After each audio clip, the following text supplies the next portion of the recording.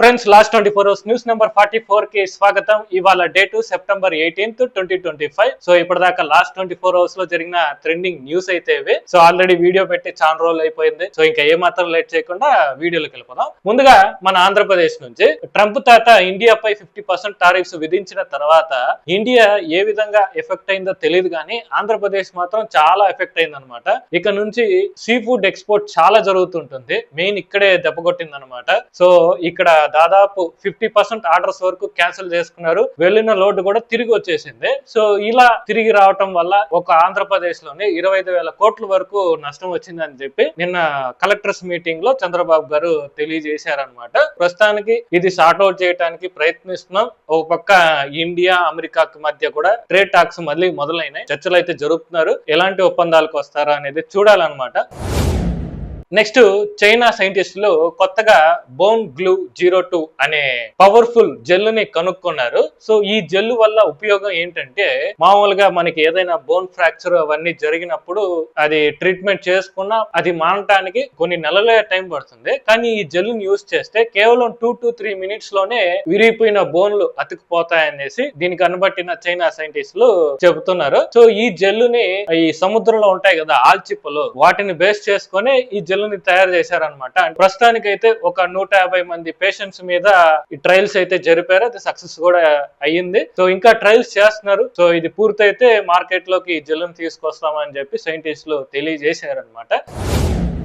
Next, Albania నుంచి Albania ప్రభుత్వం recent గా ఏ మినిస్టర్ ని తీసుకొచ్చారనమాట. అంటే ఇది మనిషిలాగే ఉంటుంది కానీ మనిషి కాదు, ఫుల్లీ రోబోట్. ఈ ఏ మినిస్టర్ ని ఎందుకు తీసుకొచ్చారు అంటే, అల్బేనియాలో ఫుల్ కరప్షన్, ఎక్కడ చూసినా లంచం లేనిదే ఏ పని జరగదు. ఈ అవినీతిని అరగట్టడానికి అల్బేనియా ప్రైమ్ మినిస్టర్ ఎల్బీ లామా ఈ ఏ మినిస్టర్ ని తీసుకొచ్చారనమాట. దీని పేరు దియాలా. సో అది అక్కడ మినిస్టర్ ఏ విధంగా పనిచేస్తాడో ఆ విధంగానే పనిచేస్తుంది. ఆ విధంగా ఈ ఏ మినిస్టర్ ని తీసుకొచ్చారు. దీని వల్ల కొంతైనా అవినీతి తగ్గుతుందనేసి వాళ్ళు భావిస్తున్నారు. మరి తగ్గుతుందో లేదో అనేది చూడాలి.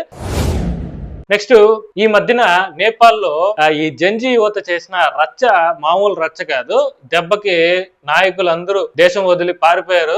అయితే చిన్న పాపులేషన్ అయిన నేపాల్ లోనే అంత చేస్తే మన ఇండియాలో ఎంత చేయాలి? అసలు ఇండియాలో జంజీ పాపులేషన్ ఎంతమంది ఉన్నారో తెలుసా? సో దేశం మొత్తం జనాభాలో 27.1% మంది ఉన్నారనమాట ఈ జంజీ యువత. అదే స్టేట్ వైజ్ చూసుకుంటే హైయెస్ట్ బీహార్ లో ఉన్నారు. అక్కడ దాదాపు 32.5% మంది ఈ జంజీ పాపులేషన్ బీహార్ లోనే ఉన్నారు. తర్వాత జమ్మూ కాశ్మీర్ లో 30.9%, ఉత్తరప్రదేశ్ లో 30%, ఇంకా రాజస్థాన్ లో 29%. ఇక్కడ ఈ 3 రాష్ట్రాల్లో ఈ జంజీ పాపులేషన్ ఎక్కువ ఉంది. ఇంకా లీస్ట్ పాపులేషన్ చూసుకుంటే మన సౌత్ స్టేట్సే. సో ఇక్కడ తెలంగాణలో 24.9%, కర్ణాటక 24.1%, ఆంధ్రప్రదేశ్ 23%, తమిళనాడు 22%, కేరళ 21%. ఈ విధంగా మన సౌత్ స్టేట్స్ లో జంజీ పాపులేషన్ చాలా తక్కువ ఉంది. ఇది ఫ్యూచర్ లో ఈ జంజీ పాపులేషన్ పెరుగుతుందా తగ్గుతుందా అనేది కూడా చెప్పలేం. మేబీ పెరగచ్చు, తగ్గచ్చు, ఏదైనా జరగచ్చు. సో అందుకే మన సీఎంలు పిల్లల్ని కనండి, పాపులేషన్ పెంచండి అనేసి కోరుకుంటున్నారు. మరి అది జరుగుతుందా లేదా అనేది చూడాలి. నెక్స్ట్, తంగేల ఉదయ్ శ్రీనివాస్. ఈయన జనసేన ఎంపీ, అందరికీ తెలిసిందే, పెద్ద పరిచయం అక్కర్లేదు అనుకుంటా. అయితే ఈయన సైబర్ స్కామ్ లో ఇరుక్కొని దాదాపు 93 లక్షలు కోల్పోయారనమాట. పైగా ఆయన ప్రమేయం ఏమి లేకుండానే ఈ డబ్బంతా కోల్పోయారు. ఇంతకీ అది ఎలా జరిగింది అంటే, ఈయనకి టీ టైమ్ అనే టీ షాప్స్ బిజినెస్ ఉందన్నమాట. ఆంధ్రప్రదేశ్ మొత్తం చాలా షాప్స్ ఉన్నాయి ఈయనకి. సో మెయిన్ బ్రాంచ్ వచ్చి హైదరాబాద్ లో ఉంటుంది. సో ఇక్కడ జరిగింది అనమాట ఈ స్కామ్. ఇది ఇక్కడ పనిచేసే మేనేజర్ ఉంటారు కదా, వెనక ముందు ఏమీ చూసుకోకుండా డబ్బులు ఇచ్చేసాడు.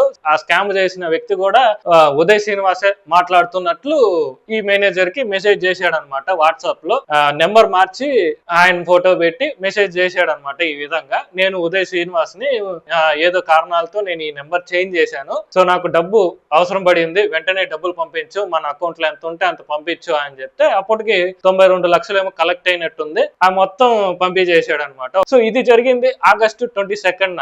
అయితే దాదాపు 2 weeks తర్వాత ఈ ఉదయ్ శ్రీనివాస్ గారు తన అకౌంట్స్ ని చెక్ చేస్తున్నప్పుడు ఈ 92 lakhs వేరే అకౌంట్ కి ట్రాన్సాక్షన్ జరిగింది అని చెప్పి గుర్తించాడు అనమాట. అప్పుడు ఎంక్వైరీ చేస్తే ఈ విషయాలన్నీ బయటపడినాయి. సో తర్వాత ఉన్నట్టుండి పోలీసులకి కంప్లైంట్ చేస్తే అప్పటికే లేట్ అయిపోవడంతో ఓన్లీ 7 lakhs వరకే రికవరీ చేయగలిగారు. మిగతా అంతా గోవిందా అనమాట. సో ఆ విధంగా ఉన్నారు చూడండి. మనకు తెలిసిన వాళ్ళే అడుగుతున్నట్టు స్కామర్స్ ఈ మధ్య ఈ విధంగా స్కామ్ కూడా చేస్తున్నారు.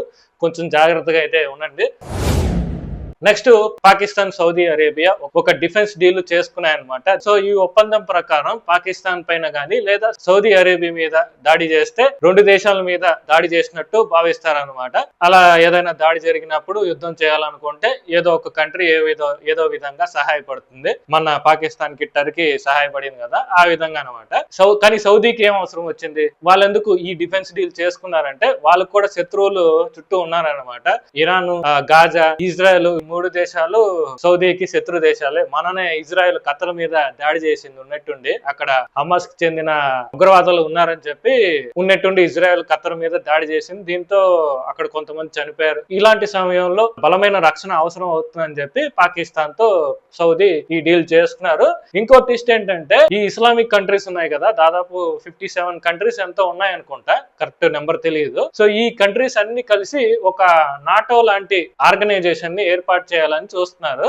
అంటే నాటో అంటే తెలిసిందే కదా, ఇక ఈ నాటోలో ఇటలీ, జర్మనీ, ఫిన్లాండ్ ఇలాంటి చాలా కంట్రీస్ ఉన్నాయి. వాళ్ళకి ఏదైనా యుద్ధం లేదా సైనిక అవసరమైనప్పుడు ఈ నాటో సహాయం చేస్తుంది. ఆ విధంగా ఇస్లామిక్ కంట్రీస్ కి సహాయపడేలా ఒక ఆర్గనైజేషన్ ని ఏర్పాటు చేయాలని చెప్పి ఈ ఇస్లామిక్ కంట్రీస్ అన్ని ప్లాన్ చేస్తున్నాయి. దీనికి ఫస్ట్ సపోర్ట్ చేసింది పాకిస్తానే అనమాట. ఇప్పటికైతే ప్రస్తుతానికి చర్చలు చేస్తున్నారు, ఇంకా ఫైనల్ స్టేజ్ కి రాలేదు. ఫ్యూచర్ లో మేబీ ఇస్లామిక్ కంట్రీస్ అన్ని కలిసి ఒక నాటో లాంటి వ్యవస్థను ఏర్పాటు చేయొచ్చు. మరి చూద్దాం ఏం జరుగుతుంది అనేది. సో దీని మీద మీ అభిప్రాయం ఏంటో కామెంట్ చేయండి. సో అదనమాట లాస్ట్ 24 hours లో జరిగిన ట్రెండింగ్ న్యూస్ అయితే ఇవి. హోప్ మీకు వీడియో నచ్చిందని అనుకుంటాను. నచ్చితే ఒక లైక్ చేయండి. ఇలాంటి అప్డేట్స్ కోసం పగడాల జంక్షన్ ఛానల్ సబ్స్క్రైబ్ చేసుకోండి.